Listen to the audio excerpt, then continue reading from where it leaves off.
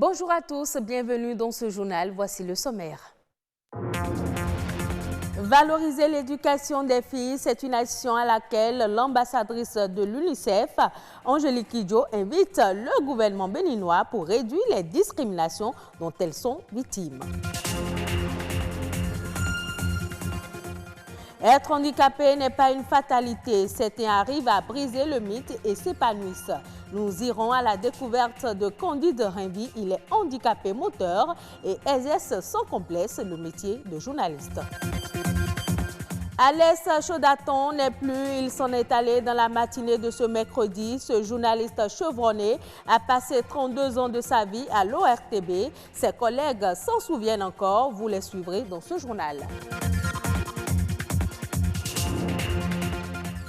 Le Forum scientifique de l'Union économique et monétaire ouest-africaine, organisé dans le cadre des 25 ans d'existence de l'organisation, s'est achevé à Ouagadougou. Le représentant résident de la commission de l'UEMOA au Bénin, Komlan Agbo, s'est prononcé sur les actions du Bénin lors de ce forum, compte tenu des actions menées par le gouvernement en matière de libre circulation des biens et des personnes. Le gouvernement a procédé à la suppression de plusieurs postes de contrôle. Actuellement, sur la route Malanville-Cotonou, vous ne trouverez aucun poste de contrôle, a affirmé le représentant résident. Dans le monde et en particulier dans les pays en développement, les filles continuent d'être discriminées injustement en raison de leur sexe. Elles sont privées d'éducation parce qu'elles naissent filles. Et pourtant, l'éducation d'une fille est reconnue comme un des leviers les plus puissants pour sortir de la pauvreté et pour s'émanciper. Pour valoriser l'éducation des jeunes filles au Bénin, la star internationale Angélique Kidjo appelle à une action urgente et collective. Ulvaeus Balogun, François Sinsou.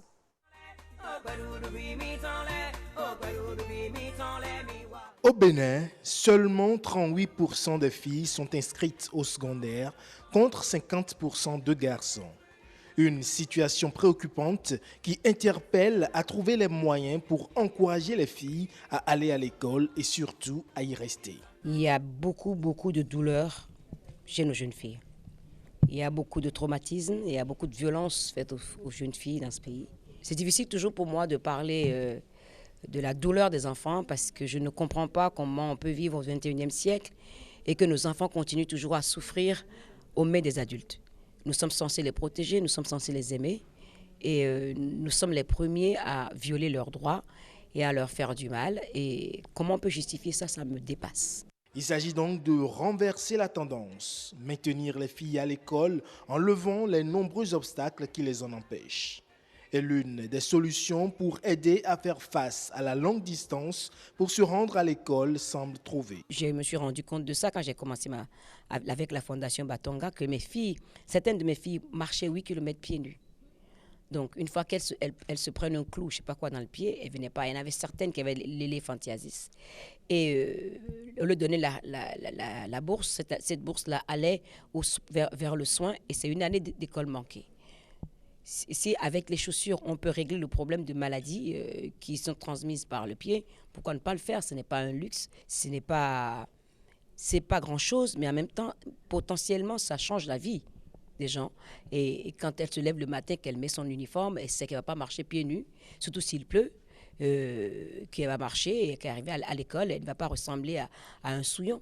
Un engagement à réduire les coûts supportés par les familles pour la scolarisation de leurs filles et ainsi les soustraire à la pauvreté ainsi qu'à toutes les formes de violence. Instruire les filles pour leur donner les clés pour changer le monde. Les personnes handicapées sont des laissés pour compte au sein de notre société. Malgré l'existence d'un arsenal juridique pour favoriser leur insertion professionnelle, les préjugés à leur égard ne faiblissent pas. Loin de se complaire dans l'assistance de bonne volonté, certains arrivent à briser le mythe et à s'épanouir sur le plan professionnel. C'est le cas de Marcel Candide Rinvi, handicapé moteur, mais surtout journaliste. François Amansiwan et Amilou Malerosso sont allés à sa rencontre. Leur reportage est présenté par Patrick Adjagboudjou. Ils sont marginalisés, méprisés, voire rejetés par leur entourage. Pourtant, les personnes handicapées font pleinement partie de la société. Malgré les pesanteurs sociales, certains arrivent à vaincre la fatalité. Je m'appelle Marcel Candide Rinville. Je suis journaliste animateur, spécialiste des questions du handicap. Je suis basketteur en fauteuil roulant. C'est depuis ses 3 ans que Marcel, atteint de la poliomyélite, est devenu handicapé moteur. Pour réussir, il a fallu qu'il se forge un mental de guerrier tout au long de son cursus académique et même au-delà. Au collège, les amis qui n'avaient pas encore cette conception de comprendre que les personnes handicapées ont aussi le même droit que les personnes non handicapées, ne essaient de vous moquer. Il y avait des mots que j'ai encore dit comme Afawimeno, comme Afokbono, comme Sekounon. Et puis ce sont des injures qu'on vous jette chaque jour que Dieu fait. Et aussi, il faut aussi noter que dans le côté professionnel, dans le côté sentimental, il y a le regard. Quand vous débarquez dans une famille avec vos béquilles ou quand vous avez une amie avec qui vous êtes en de bonne ambiance et quelques temps après, et c'est vrai que vous devez faire les premiers pas vers cette famille, sans vous le dire ouvertement, les parents disent à la fille, dans tout ce Bénin-là, dans ce côté-là, c'est celui-là que comme un président handicapé, c'est ce monsieur avec qui vous voulez faire chemin. Donc, à part ça, il y a aussi le côté professionnel. Je vous dis, plusieurs fois, moi, j'ai été victime des dossiers culturalité. Vous déposez votre photo, on voit que vous êtes avec des béquilles, on vous le dit ouvertement, on vous dit non, vous n'êtes pas accepté ici. Donc, ce sont des trucs qui nous fuient au quotidien.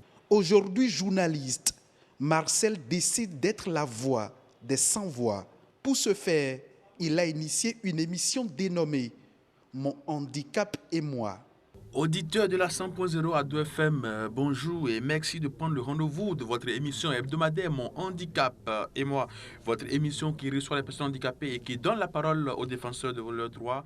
Journaliste, basketteur professionnel au sein de Lyon Handi Sport Club, Marcel Candide est certainement un exemple de réussite pour ses pairs.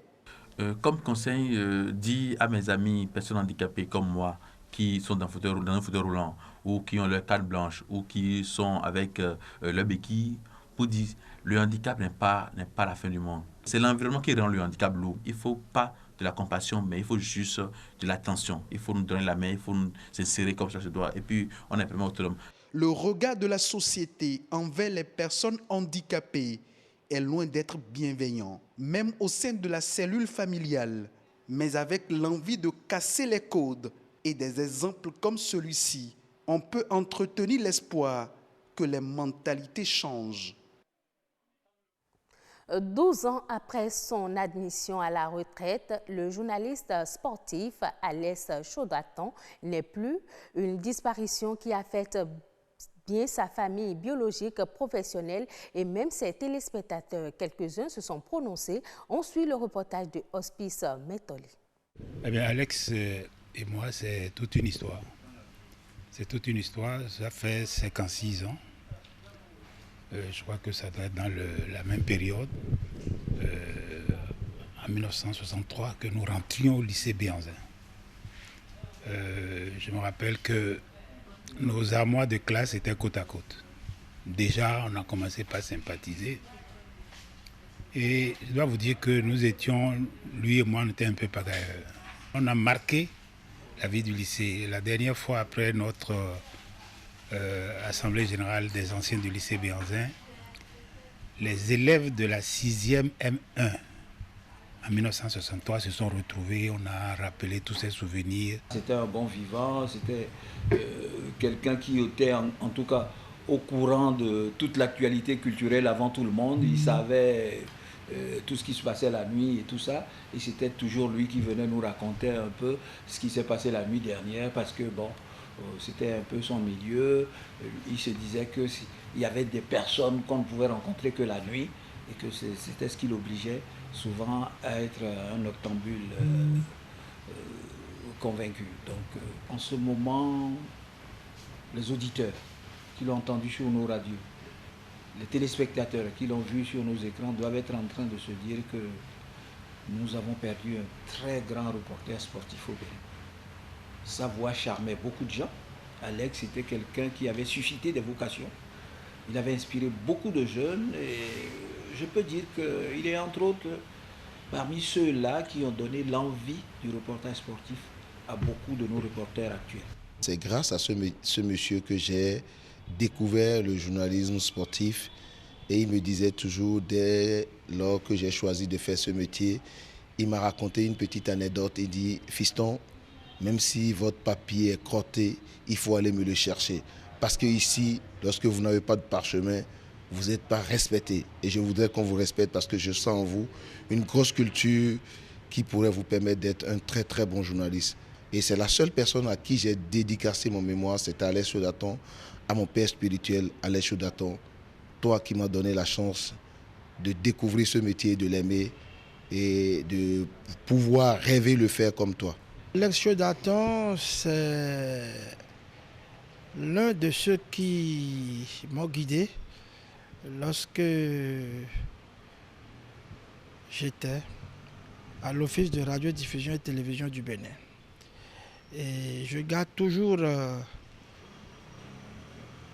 en esprit tout ce qu'on faisait ensemble, tous les conseils qu'il me donnait, les voyages qu'on a effectués ensemble, parce qu'on en a effectué, lui et moi. C'est vraiment une perte pour nous. C'est vrai que nous avions fait notre temps, nous sommes allés à la retraite, mais nous avons quand même contribué au développement du sport dans notre pays. La mort, c'est ce que l'homme est au corps. Et quand on s'efforce de l'oublier, ne vous lâche pas, ne vous quitte pas d'une semelle. Et c'est quand personne ne s'y attend qu'elle vient et vous arrache du monde des hommes. Et aujourd'hui, je dis adieu Alès, paix à ton âme, mais tes œuvres continueront pas à parler de toi. Hors du Bénin et au Togo précisément, les exportations d'anacarde ont rapporté 7 milliards de francs CFA en 2018, selon les statistiques d'exportation de la Banque centrale des États de l'Afrique de l'Ouest, BCAO. Ces chiffres, portés par une exportation de 15 000 tonnes de noix de cajou, représentent une croissance annuelle de 180% par rapport à 2017. Au premier trimestre de cette année, le pays a exporté 1035 tonnes de noix de cajou vers l'Inde, un des principaux clients pour ce produit. Pour 2019, le Togo vise une production de 24 000 tonnes de noix d'anacarde. L'Égypte veut produire 4 millions de tonnes de riz blanc pour la campagne 2019-2020. Ce volume représenterait une hausse de 48% par rapport à la production réalisée au cours de la précédente campagne. En outre, le stock escompté devrait notamment couvrir les besoins de la population, environ 3,3 millions de tonnes par an, et permettre de dégager un surplus. Le responsable avait indiqué que l'Égypte n'aurait pas besoin d'importer du riz en 2019-2020. Et ce sera tout pour cette édition. Merci de votre fidélité à la chaîne du développement.